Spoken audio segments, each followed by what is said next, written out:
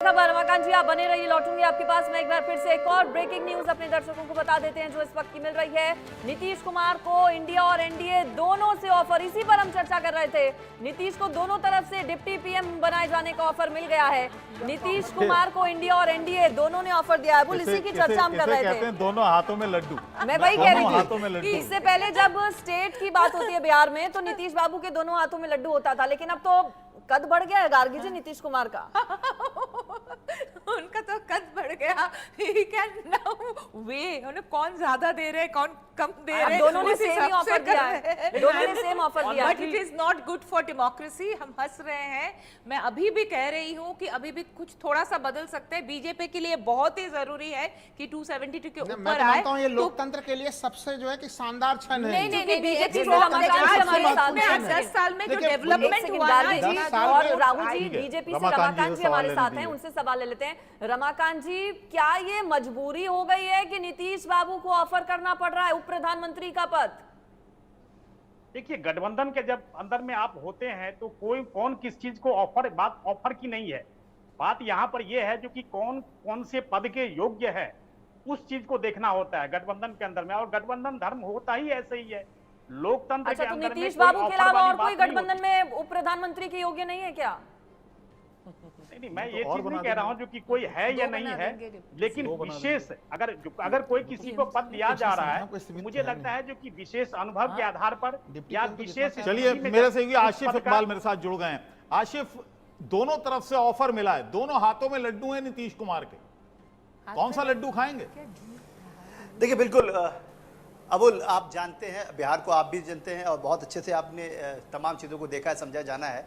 और मैं तो ये दावे से कह सकता हूँ कि क्योंकि 8000 किलोमीटर से ज़्यादा का सफ़र तय किया इस पूरे इलेक्शन में और बहुत बारीकी से ग्राउंड रिपोर्ट देखी थी। और हमने जो ग्राउंड सर्वे किया था और जो एग्जिट पोल जो हमने दिखाया था वो लगभग आसपास दिखते नजर आ रहे हैं, क्योंकि साफ तौर पे हमने ये बताया था कि मार्जिन कितने छोटे और कितने बड़े हो सकते हैं। जहाँ तक बात नीतीश कुमार की, देखिए नीतीश कुमार अपवाद है बिहार के लिए। आपको समझना होगा कि 15 साल के लालू शासन के बाद जब नीतीश कुमार का उदय हुआ तो उस वक्त से लेकर आज तक नीतीश कुमार बिहार की राजनीति के लिए एक धुरी के तौर पे हैं, चाहे आप इस तरफ हो चाहे आप उस तरफ हो। देखिए, आप सोचना होगा कि जब नीतीश कुमार को इस चुनाव से पहले बहुत सारे लोगों ने, हमें छोड़कर बाकी सभी लोगों ने कहा था कि नीतीश कुमार 4 सीटों पर, 5 सीटों पर, 6 सीटों पर सिमट जाएंगे। लेकिन हमने कहा था कि नीतीश कुमार को जो नहीं समझता है, जो नीतीश कुमार की राजनीति को नहीं समझता है, वो बिहार को नहीं समझता है। और बिहार को समझने के लिए आपको जरूरी है कि नीतीश कुमार के वर्किंग स्टाइल को, नीतीश कुमार के काम को समझना पड़ेगा। नीतीश कुमार कोई भी बयान, मैं आज दावे से कह रहा हूं, कोई भी बयान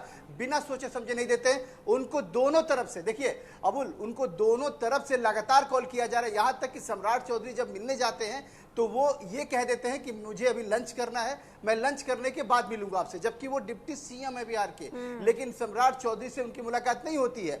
दूसरी तरफ शरद पवार बहुत मंझे हुए पॉलिटिशियन है, इसलिए शरद पवार ने मना कर दिया कि हमारी कोई बातचीत नहीं है। जबकि सुबह से 3 बार, मैं 1-2 बार नहीं, मैं 3 बार बता रहा हूं कि 3 बार इंडिया गठबंधन के नेताओं से नीतीश कुमार की वार्ता हो चुकी है। वहीं दूसरी तरफ नीतीश कुमार को मान मनोबल करने के लिए यहां से एनडीए के नेताओं ने भी उनसे बातचीत की है। लेकिन ये तो शायद ही सोचा होगा किसी ने। आप बता रहे हैं कि बिहार की राजनीति में इतना बड़ा कद है नीतीश कुमार का, ये सब जानते हैं, लेकिन ये शायद ही किसी ने सोचा हो कि जब अब बात सेंटर की हो रही है, लोकसभा चुनावों के रिजल्ट जब सामने होंगे तो नीतीश कुमार इतना बड़ा डिसाइसिव फैक्टर बन जाएंगे। देखिए नीतीश, बिल्कुल आप समझ सकती है कि ये पूरा नतीजा ही देख के आपको समझ आ रहा होगा कि बिल्कुल अनप्रेडिक्टेबल है। इस जिस तरीके से लोगों ने इसको समझ रखा था उससे बिल्कुल अलग है, क्योंकि साफ तौर पे आप समझिए कि ग्राउंड पे चीजें बिल्कुल अलग थी, बाहर जो भी चीजें दिख रही थी उससे अलग थी। आप साफ नीतीश कुमार के बारे में ये सभी लोग जानते हैं कि नीतीश कुमार कब क्या निर्णय लेंगे, इसको वो सिर्फ उनके अलावा कोई नहीं बता सकता है। यहां तक कि उनके साथ रहने वाले भी नहीं पता है कि क्या निर्णय वो लेने वाले हैं। इसीलिए आप समझिए कि सुबह के बाद जब शाम होते होते उनका निर्णय बिल्कुल नजर आने लगता है, वो बिल्कुल अपने बॉडी लैंग्वेज से बताने लगते हैं। और देखिए, अभी इस वक्त फिलहाल उनको दोनों हाथों में लड्डू, जो बार बार कहा जाता है वो दोनों हाथों में लड्डू है।